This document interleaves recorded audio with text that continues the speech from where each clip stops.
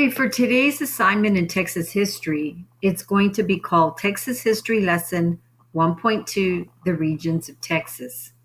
Remember, boys and girls, all of these passages that you're working on this week, they are considered a review. I know that you did study about this in your Texas history class. Some of you might remember some of this, which is a good thing. But this is just a review. Once again, I need for you to get a pencil, a pen, a highlighter, something that you can write with. I am going to be underlining some items in this passage that will help you to answer the questions below. So make sure you have something to write with. Okay, let me go ahead and get my highlighter ready so I can highlight things that are important. So the first paragraph, it says, Texas has got hot summers and mild winters. Since Texas is so big, the weather in Texas can differ greatly depending on where you are located. Texas is the second largest state in the U.S. Alaska is the largest. There are 4 states that share borders with Texas. We're going to go ahead and highlight this or underline it. There are 4 states that share a border with Texas. We've got New Mexico, Oklahoma, Arkansas, and Louisiana are the 4 states that share a border with Texas. Texas is also bordered by a country which is called Mexico. Texas has 4 natural regions: the coastal plains, the north central plains, the Great Plains, and the mountains and basins. The coastal plains of Texas is the largest region and has the most people. Go ahead and underline that. It is located along the Gulf of Mexico. The land in the coastal plains has the lowest elevation, which is height above sea level, and gets more precipitation.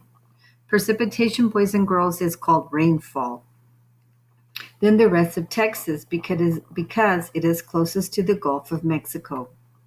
Major cities of the coastal plains include Houston, San Antonio, Dallas, and Austin, which are also considered the 4 largest cities, boys and girls, in Texas.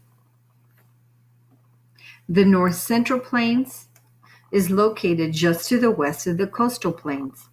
It is mostly flat area in the central part of Texas. The Central Plains is used primarily for agriculture, which includes farming crops and raising animals on ranches.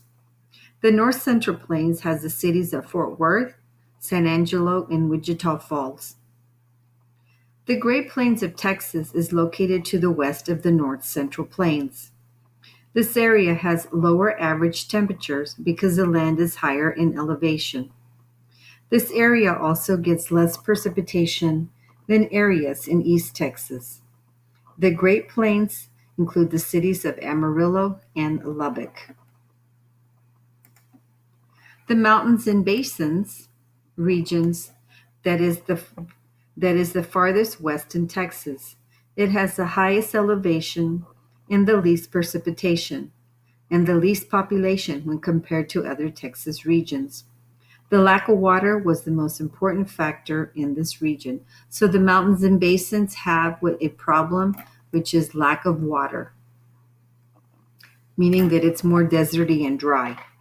The mountains and basins contain only one major city, which would be called El Paso.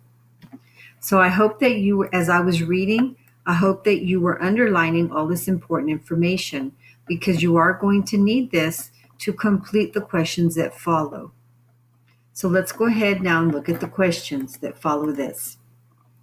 List the 4 states that border Texas. Remember, if you were underlining, you'll be able to answer these easily. So number 1 says, list the 4 states that border Texas. Number 2, which region of Texas is the largest in size and has the highest population? Number 3, which region is used primarily for agriculture? Number 4, boys and girls, I want you to go ahead and put an X over this. I do not want you to answer that one. And number 5, which region gets the least precipitation and water is a major factor there? Go ahead and complete these answers. Please write in nice and neat handwriting also. Thank you.